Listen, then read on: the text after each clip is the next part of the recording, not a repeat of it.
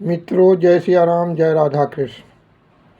23वां अध्याय कंस और शंखचूड़ का परस्पर युद्ध था। मैत्री का वृत्तांत, श्री कृष्ण का शंखचूड़ का वध।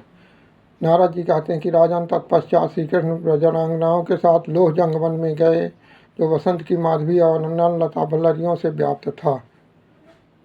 उस वन में सुगंध बिखराने वाले सुंदर फूलों के हारों से श्रीहरि ने समस्त गोपियों की बेड़ियां अलंकृत की।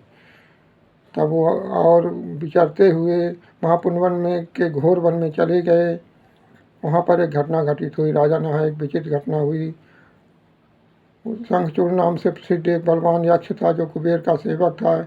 इस भूतल पर उसके समान गदा युद्ध करने वाला कोई नहीं था। उसने मेरे मुख से उग्रसेन कुमार कंस की उत्कट बल की बात सुनकर प्रचंड पराक्रमी यक्षराज लाख भार लोहे की बनी हुई भारी गदा लेकर निवास स्थान में मथुरा पहुंचा। मथुरा पहुंचकर वह कंस से बोला, राजन, सुना है कि आप त्रिभुवन विजयी हैं, तो इसलिए मेरे साथ कहता है इसका अवसर दो। या तुम विजयी हुए तो मैं तुम्हारा दास हो जाऊंगा, मैं विजयी हुआ तो तुम्हें अपना दास बना लूँगा विजयराज। तब तथास्तु कहकर कंस एक विशाल गदा लेकर के लेकर युद्ध के लिए चला। दोनों में भयंकर युद्ध हुआ और 27 दिनों के बाद भी युद्ध जब खत्म नहीं हुआ तो एक दिन गर्गाचार्य जी वहाँ गए। गर्गाचार्य जी ने कहा राजेंद्र, युद्ध न करो, इससे कोई फल मिलने वाला नहीं है। महाबली शंखचूड़ तुम्हारे समान ही वीर है।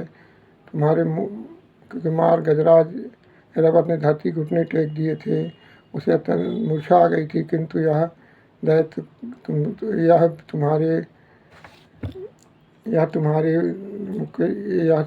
तुमसे युद्ध करने में तुम्हारे समान ही बलवान है, इसलिए युद्ध न करो, दोनों आपस में प्रेम करो।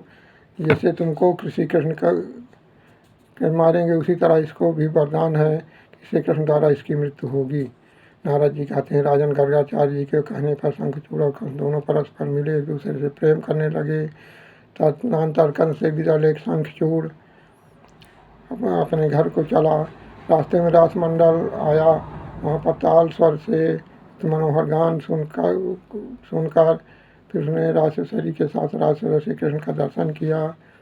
उन्हें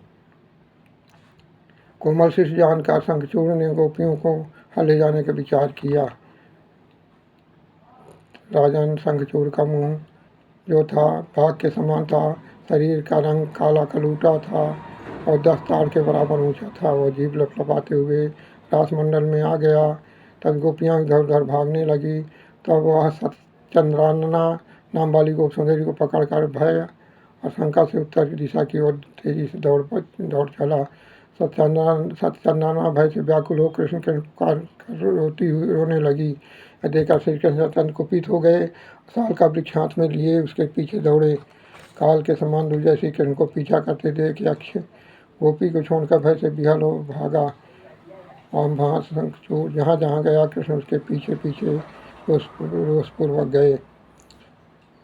राजन, हिमालय की घाटी में पहुंचकर यक्षराज ने एक साल वृक्ष उखाड़ लिया और श्री कृष्ण से युद्ध करने लगा। दोनों में भयंकर युद्ध हुआ। अंत में श्री कृष्ण से उनके दोनों पैर पकड़कर पटक दिए और मुक्के से मारकर उसका सिर धड़ से अलग कर दिए। उसको चूड़ामणि ले ली, ठीक उसी तरह जैसे कोई पुण्यात्मा पुरुष कहीं से निज प्राप्त कर लेता है। नरेश्वर, शंखचूड़ के शरीर से एक विशाल ज्योत निकली और दिग्मंडल को प्रकाशित करती हुई श्री कृष्ण के सखा सीदामा के शरीर में विलीन हो गई। इस प्रकार शंखचूड़ का वध करके भगवान मधुसूदन हाथ में मणि लिए शीघ्र ही रासमंडल में आए और श्रीहरि ने उस मणि को सत्यचंद्रानना को दे दिया। पुनः समस्त गोपनांगाओं के साथ रास आरंभ कर दिया। श्री शिव शरणम, श्री हरि शरणम से सगले भाग में। धन्यवाद।